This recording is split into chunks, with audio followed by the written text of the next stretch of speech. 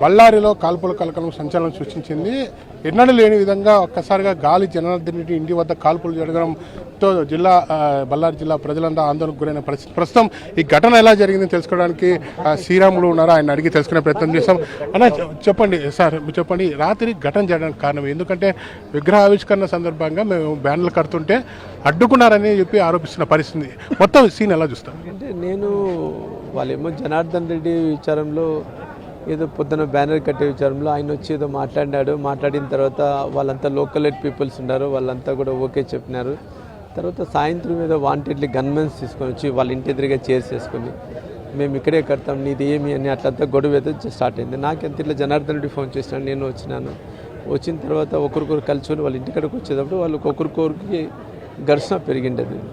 ఘర్షణ పెరిగిన తర్వాత వాళ్ళే ఫైరింగ్ స్టార్ట్ చేసుకున్నారు.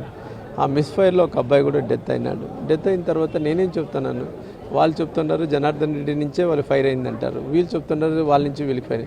నేనేం ఎంక్వైరీ చేయండి, ఎవరు తప్పిదస్తుంటారో వాళ్ళకి పనిష్మెంట్ అవని. ఇప్పుడు ప్రధానంగా జనార్దన్ రెడ్డి చూపిస్తున్న బుల్లెట్ ఏం సైజ్ ఉంది, అది మామూలుగా అయితే ఎవరు వాడతారు, ఎవరు అని చెప్పారు. యాక్చువల్లీ పర్సనల్ పీపుల్ ఎవరైనా రివాల్వర్ లైసెన్స్ కావాలంటే అడుగుతారు, వాళ్ళు వాడతారు.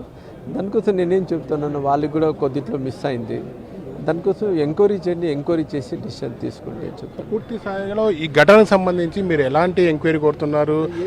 చూడండి, ఏ ఎంక్వైరీ అండి, local enquiry we have trust on police ఎంక్వైరీనే చేయండి, లేకుంటే సిట్టింగ్ వచ్చే జడ్జెస్ అన్నా ఎంక్వైరీ చేయండి, లేకుంటే సిబిఐ కన్నా చేయండి, ఏదైనా చేయండి. గాలి జనార్దన్ రెడ్డితో పాటు అలాగే మీతో పాటు 11 మంది పైన కేసు నమోదు చేయడం జరిగింది.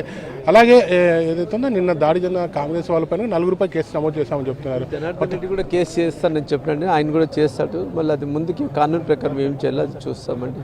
ప్రధానంగా చెప్పండి సార్, ఇప్పుడు మొత్తం ఈ సినియాకి సంబంధించి గతంలో ఎప్పుడన్నా బళ్ళారిలో ఇలాంటి సంస్కృతి ఉన్నదా?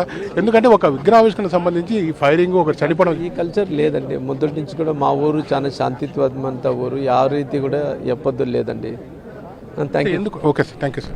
సో ప్రస్తుతం అయితే సిట్టింగ్ జడ్జితో విచారణ జరిపించాలి, అలాగే లేకపోతే సిబిఐతో విచారణ జరిపించని శ్రీరాములు డిమాండ్ చేస్తున్న పరిస్థితి. ప్రధానంగా అయితే కొంతసేపు క్రితం మీడియా సమావేశంలో కూడా గాలి జనార్దన్ రెడ్డి శ్రీరాములు కూడా సిట్టింగ్ జడ్జి లేకపోతే సిబిఐతో విచారణ జరపాలి, రాజశేఖర రెడ్డి మాత్రం ప్రైవేట్ సిబ్బంది కాల్పుల్లోనే మృతి చెందారని చెప్పి బీజేపీ నాయకులు ఆరోపిస్తున్న పరిస్థితి. బళ్ళారి నుంచి కెమెరా సుదర్శన్ శ్రీనివాస్ ఎన్టీవీ.